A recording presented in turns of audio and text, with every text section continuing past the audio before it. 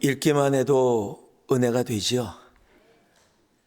계시록을 접하면 가장 먼저 와닿는 생각이 어렵다라는 겁니다. 무슨 말인지 모르겠다. 또 하나가 무섭다. 마지막 때 심판. 이해하지도 못하고 무슨 말인지 잘 모르겠는데 그냥 무섭다. 하늘에서 별들이 떨어지고 막 수많은 사람들이 인류의 3분의 1이 생명을 잃게 되어지는 그러한 내용들. 우리는 계시록을 접하면 그런 모습으로 다가오게 되어집니다. 그런데 우리가 알아야 될 것이 있습니다. 계시록 1장 1절을 보면 이렇게 시작을 합니다. 예수 그리스도의 계시라라고 시작합니다. 그것이 계시록의 첫 번째 말씀입니다. 예수 그리스도의 계시라, 즉 예수 그리스도가 우리에게 말씀하시는 것이다라는 거예요. 우리가 보통 이렇게 신학자들이 봅니다. 예수 그리스도의 계시라라는 어떤 소유격이 그곳에 있죠. 이 소유격을 헬라어에서는 어떻게 바라보느냐에 따라 조금 다를 수가 있어요. 이 소유격을 주어적 소유격으로 보게 된다면 예수 그리스도께서 우리에게 주신 계시다라고 볼 수 있습니다. 이 똑같은 의를 목적격 소유격으로 바라보게 되어지면 예수 그리스도에 대한 것을 이야기하는 계시다라는 겁니다. 이것이 목적격이든 주어격이든 그러나 분명한 것은 주님께서 우리에게 말씀해 주시는 것이든 예수 그리스도에 대한 계시든 우리들이 분명히 1절에서 알 수 있는 것이 뭐냐면 요한계시록의 전체 흐름은 단 하나예요. 예수 그리스도라고 해요. 그래서 요한계시록을 신학자들은 제5복음서라고도 부릅니다. 마태, 마가, 누가, 요한까지를 4복음서라고 부르고 요한계시록을 제5복음서라고 부르는 이유 중에 하나가 처음부터 끝까지 요한계시록은 예수 그리스도에 관한 이야기를 우리들에게 해주기 때문에 그렇습니다. 계시록이 어렵다라고 느껴지는 이유는 우리가 계시록을 읽으면서 시간적인 순서로 계시록을 바라보기 때문입니다. 계시록은 시간적인 순서로 되어 있지 않습니다. 특별히 6장서부터 오늘 시작하는 이 6장서부터 16장까지는 이 내용이 계속해서 이렇게 반복되어지는 것처럼 느껴지는 그런 형태로 적혀져 있습니다. 영어로 사이클이라고 그러고요. 한국말로는 회전 방식이라고 그렇게 이야기를 합니다.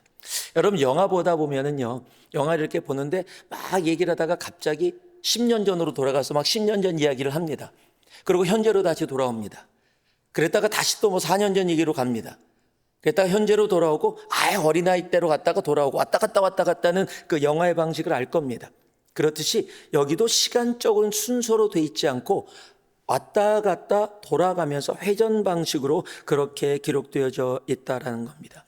이 계시록을 읽다 보면 4번의 전쟁의 이야기가 나오는데 그것이 4번의 전쟁이 아니라 한 번의 전쟁을 다른 관점에서 바라봤다라고 보게 되어지면 4번의 전쟁이 이상하다? 죽었는데 다시 살아나 있고 살았는데 다시 죽어 있다? 이런 어떤 모습들의 혼동이 있지 않게 될 겁니다. 계시록을 우리가 이해할 때는 하나는 문자적으로 그대로 해석해야 되는 부분들이 있는 반면에 또 하나는 상징적으로 우리들에게 주어진 것이 있습니다. 특히 숫자가 상징적으로 많이 주어져 있습니다.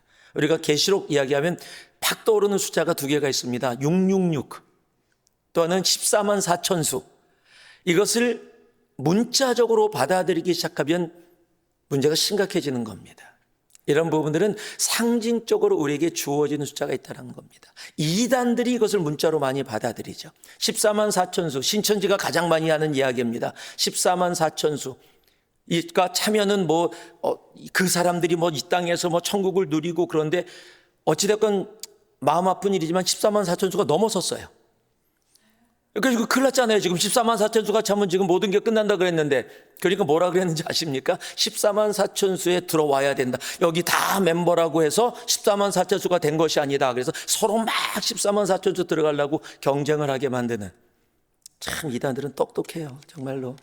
예, 그렇게 하고서 그렇게 하듯이, 여러분, 이런 어떤 숫자들을 문자적으로 갖고 오게 되어지면은 이 요한계시록을 이해하는데 참 힘들고 어려워집니다. 우리가 알아야 될 것은 이 요한계시록을 묵시문학이라고 이야기합니다. 서신서도 있고 선지자서도 같이 들어있으면서 동시에 많은 부분이 묵시문학입니다. 묵시문학은 핍박받았다라는 겁니다. 즉 핍박당한 상태 가운데서 어떤 이야기를 해야 되는데 그 이야기를 다이렉트리 할 수 없어서 돌려서 상징적으로 표현해냈다라는 겁니다. 당시에 있었던 모든 사람들은 충분히 이해할 수 있는 이야기인데 시대를 뛰어넘고 문화를 뛰어넘어 지금 우리들이 왔기에 우리들에게는 조금 어렵게 보여지는 부분들이 있을지 몰라도 어려운 이야기가 아니라 묵시문학의 모양을 조금만 이해하면 우리가 동일한 하나님의 말씀 요한계시록을 우리가 더 쉽게 이해할 수 있다는 겁니다. 요한계시록은요 1장은 서론입니다. 그리고 2장 3장은 가장 많이 우리들이 듣는 7교회 이야기가 있어서 그렇게 어렵지 않게 우리들이 많이 봅니다.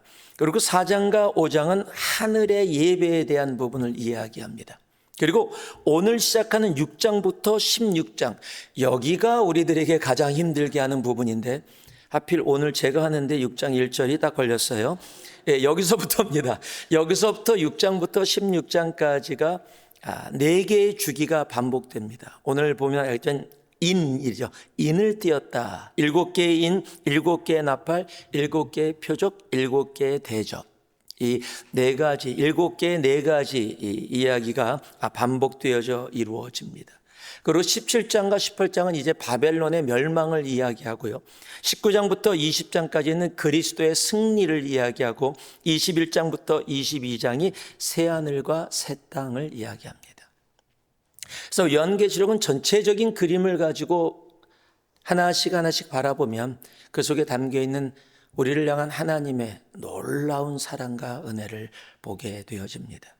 오늘 6장 1절은요. 이 특별히 심판에 대한 부분들 6장부터 16장까지는 4개의 주기가 반복되어지면서 심판의 이야기들이 기록되어져 있습니다. 바로 오늘 심판의 시작이 바로 6장 1절의 말씀입니다. 이렇게 시작하죠. 내가 보매 어린 양의 7인 중에 하나를 떼시는데 그때 내가 들으니 그 생물 중에 하나가 우레소리와 같이 말하되 오라 하기로.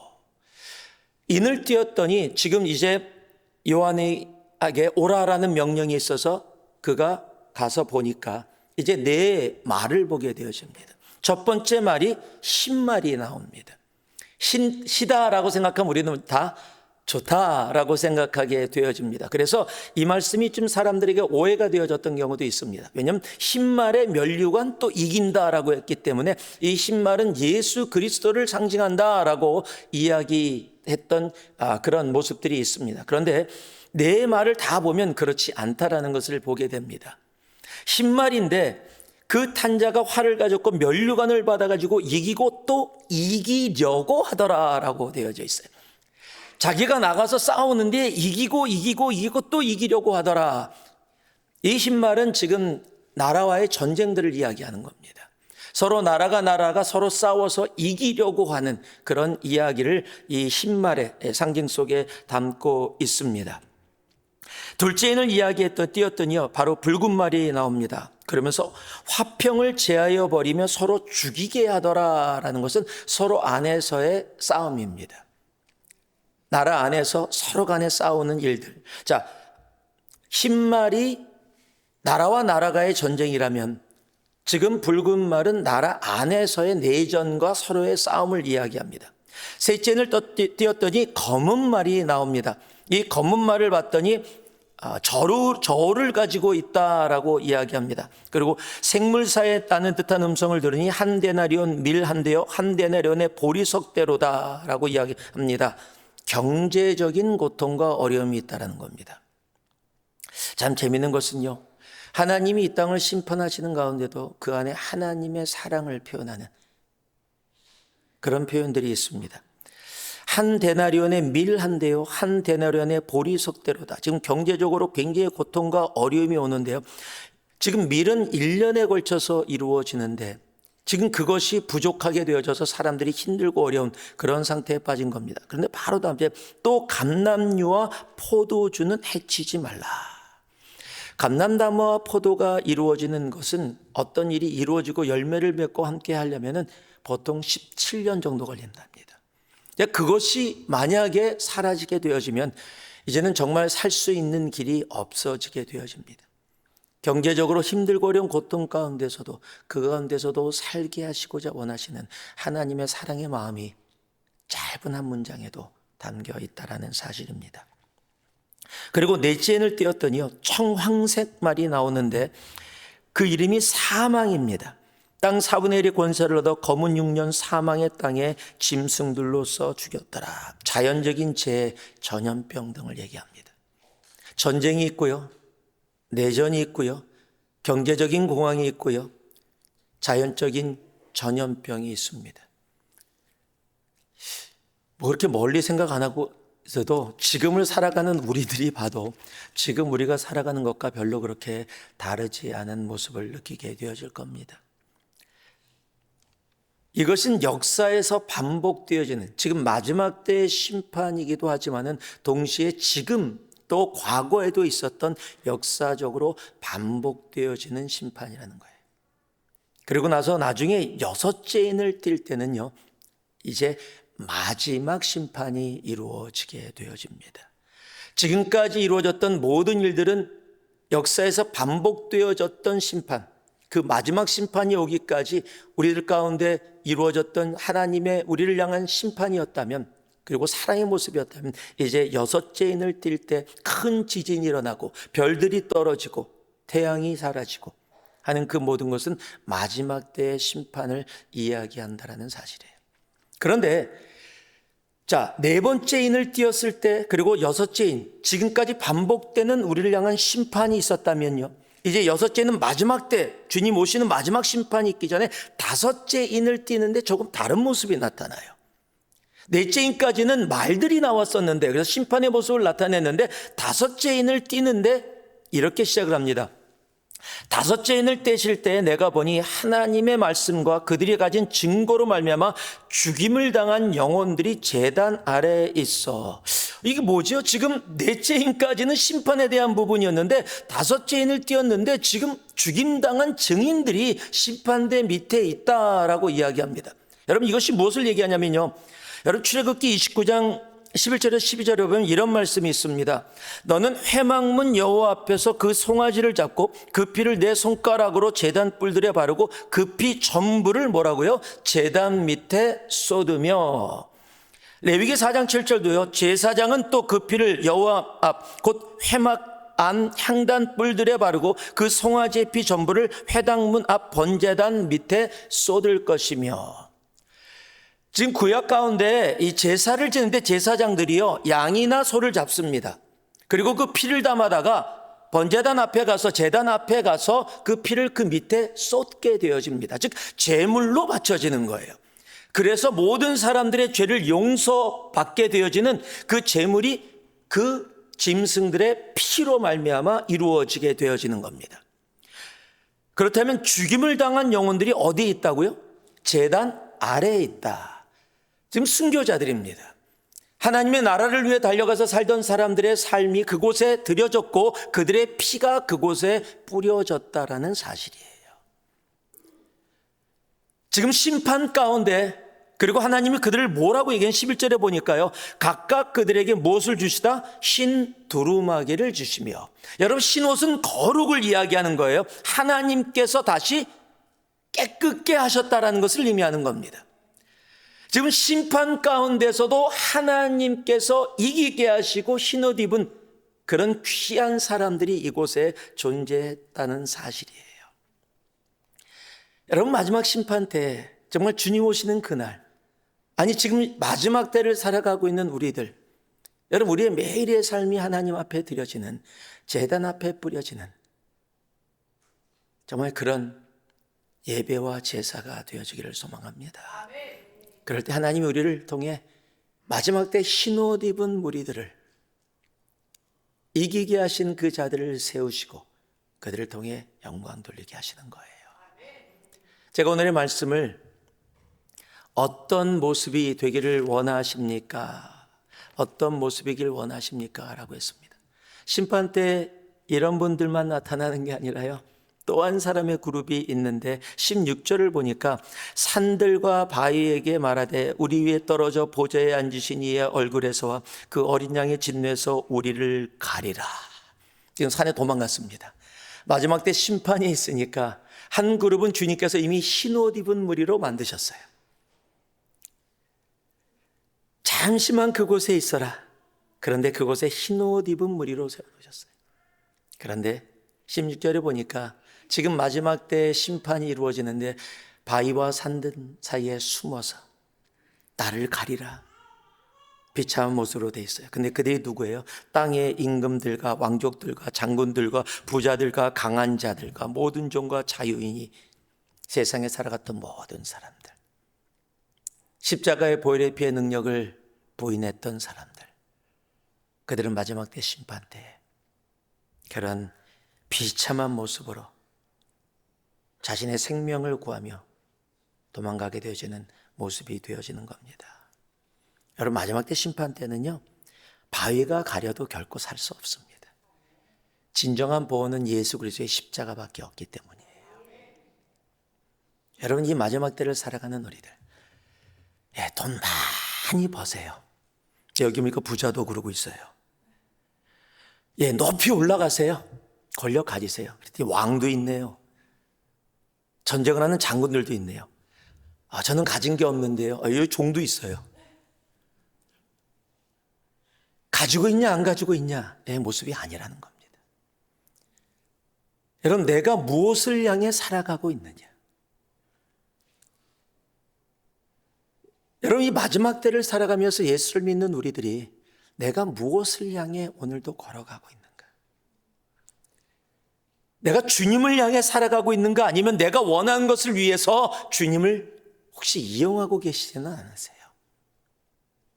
내가 원하는 것을 얻기 위해서 기도라는 모습을 통해서 주님 앞에 내가 원하는 것만 달라고 하는, 그렇게 기도의 정의를 들었으면서도 기도는 내가 원하는 것을 얻는 것이 아니라 하나님이 원하시는 것에 내가 들어가는 것이 기도인데, 언제나 내가 원하는 것을 얻기 위해서 기도라는 방법을 통해 혹 주님 앞에 나아가는 우리의 모습은 아닌가요?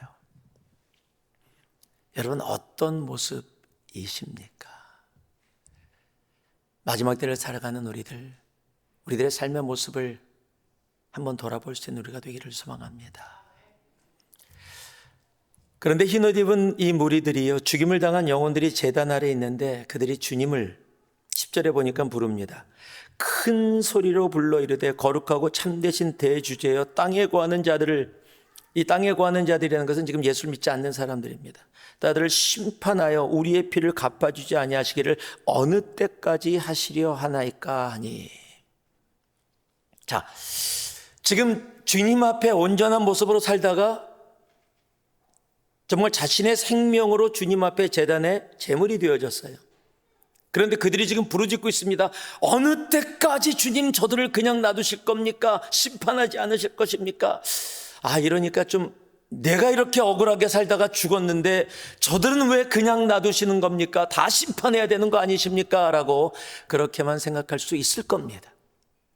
그런데요, 여러분, 지금 하나님께 드려진, 하나님 앞에 제사된, 제물된 우리들의 삶, 정말 순교자의 삶, 하나님을 향해 나의 삶과 나의 생명까지 드려진 사람들의 외침을 우리들은 제대로 이해할 수 있어야 합니다. 하나님의 역사는요, 순교자들의 피를 통해서 그 땅에 예수를 믿지 못하는 사람들을 지옥으로 보내려는 것이 아니라 그들을 살리려고 하는 것이라는 거예요. 여러분, 우리의 주님은 언제나, 여러분, 우리도 세상 사람들이 이 미국에서 언더우드 아펜젤라 선교사님들이 오셨을 때 그들을 핍박했습니다. 십자가를 들고 온 사람들을 죽였고요, 잔인하게 죽였고, 한국 땅에도 순교의 피가 분명히 뿌려졌습니다. 양화지라는 곳 여러분 기억나시겠지만 저도 가봤지만은요, 언더우드 3대에 걸쳐서 조선이라는 알지도 못하는 땅을 위해 자신의 생명을 내어준 사람들의 무덤이 있습니다. 벤젤라 선교사님은요, 무덤도 없어요. 기념비만 있습니다. 기억되어지는. 왜냐하면 배를 타고 다른 곳에 이동하면서 선교를 위해 가시다가 풍랑을 만나서 물에 빠져 죽어서 시체조차도 찾지 못했기 때문이에요. 조선이라는 나라, 알지도 못하는 나라에 와서 자신의 생명까지 내어줬고 무덤조차도 가질 수 없는 모습으로 드려진 그들의 희생이 있었기에 하나님이 이 조선 땅을 언제까지 그대로 놔두시겠습니까? 라는 그들의 외침에 하나님은 응답하셨고 지금 우리가 여기 있는 거예요. 여러분, 하나님은요, 이 마지막 때에 이 신옷 입은 두루마기를 주시는 이 사람들을 지금도 찾고 계시는 거예요. 나를 위해 살다가 마지막 심판 때의 바위 틈에 숨어서 나를 가려라 하는 그런 어리석은 자가 아니라, 그런 종교인이 아니라, 하나님, 저 죽어가는 영혼들을 그냥 놔두지 마시고 내 생명을 들여 주님 앞에 나아가오니 하나님, 저 영혼들을 온전히 회복하여 주시옵소서. 여러분, 미국 땅에 우리가 너무도 잘 아는 짐 엘리엇이라는 선교사가 1900년대 초에 있었습니다. 에콰도르라는 땅에 갔죠. 아가 부족이라는 그 부족을 향해 20대 젊은이가, 갓 결혼한 젊은이가 나아갔는데 제대로 복음도 전하지 못하고 창에 찔려 죽게 됩니다. 그때 많은 사람들이 뭐라고 얘기했는지 아세요? What a waste. 야, 그 젊은이가, 그 젊은 날에 그 은사가 많은 젊은이가 하나도 뭐 제대로 하지도 못하고 그렇게 가서 그렇게 바로 죽는다면, 야, 그거는 웨이스트 아니냐? 왜 그렇게 하느냐? 이 땅에도 할 일이 많은데 왜 그렇게 하느냐? 그런데 그 한 사람의 피 흘림이 그 민족을 구원의 길로 인도한 것을 우리는 너무도 잘 압니다. 이들의 외침은 하나님이 영혼을 다시 세우시는 바로 그 일이라는 사실이에요. 여러분, 마지막 심판 때 우리들의 걸음이 어떤 모습이어야 합니까? 오늘도 돈 많이 벌어서 나 먹고 나 잘 살고, 오늘도 교회 활동 잘해서 교회에서 인정받으며 살아가는 그런 모습, 이런 것이 나쁜 건 아닙니다. 그러나 그것이 나의 가장 첫 자리에 있다면 그것은 분명 잘못된 것입니다. 하나님은 이 마지막 때에 하나님이 흰옷 두루마기를 입혀줄 영혼들을 지금도 찾고 계십니다. 하나님이 그들에게 이렇게 얘기하시죠. 11절에 각각 그들에게 흰 두루마기를 주시며 이르시되 아직 잠시 동안 시되 그들의 동무종들과 형제들도 자기처럼 죽임을 당하여 뭐라고요? 그 수가 차기까지 하라. 하나님은 언제나 하나님의 때가 있습니다. 하나님이 기다리십니다. 우리 모두가 한 마음이 되어 정말 이 땅, 우리가 살고 있는 이 땅, 인본주의가 가득한 이 땅, 대박 나는 걸 모두가 바라고 40대 조기 은퇴해서 나는 누리면서 살기를 원해요. 그것을 부러워하며 살아가고 좋은 집을 사며, 와, 나도 저 사람 나보다 더 젊은데 좋은 집 살고 저렇게 살아가고 있어, 야, 나도 저렇게 해야 돼 라고 이야기되어지는, 세상이 모든 관심을 갖는 모든 것이 모여있는 이 땅. 여러분, 이곳에서 여러분은 어떠한 모습으로 살고 계십니까? 어떠한 모습으로 살기를 원하십니까? 하나님은 그 일을 이루기를 원하십니다. 조금만 기다려라. 그 수가 차면 내가 한다. 하나님 이 땅의 부흥도, 하나님은 그 수가 정말 주님 앞에 무릎 꿇어, 지금 우리가 목숨 버려서 피 흘리라는 거 아닙니다. 이 땅은 그렇게 하지 않아도 됩니다. 그러나 내가 목숨 버려 피 흘릴 만큼 주님 앞에 이 땅을 향해 내 마음과 내 정성과 내 생명과 내 모든 것들을 주님 앞에 드려 그 제단 앞에 내려놓을 수 있는가? 그리고 그 수가 차면 하나님은 이 땅에도 동일한 하나님의 회복과 부흥을 이루어 주실 겁니다. 우리가 하나님이 흰옷으로 입혀주는 그런 영혼들 되기를 소망합니다. 그래서 이 마지막 때에 이 땅을 하나님 앞에 올려드리는 바로 그러한 사람으로 살아갈 수 있는 우리 모두가 되어지기를 주님의 이름으로 축복하고 축복합니다. 우리 자리에서 일어나시겠습니다. 지난주에도 함께 찬양했던 거로 기억하는데요, 이 찬양 고백하며 우리가 함께 주님 앞에 기도하며 나가기를 소망합니다. 들은 말씀 기억하면서 하나님이 마지막 때 주님 그저 눌러앉아 있는 나 되지 말게 하시고 바위 틈에 숨어서 바위야 나를 가려라 라고 이야기하는 그런 모습이 아니라 내 생명까지도 내 모든 것 주님 앞에 제단 앞에 뿌리고 하나님 이 땅에 죽어가는 의미 없는 영혼들을 회복시키고 살려주시옵소서. 정말 선포하며 나아갈 수 있는 우리 모두가 되어지기를 소망합니다.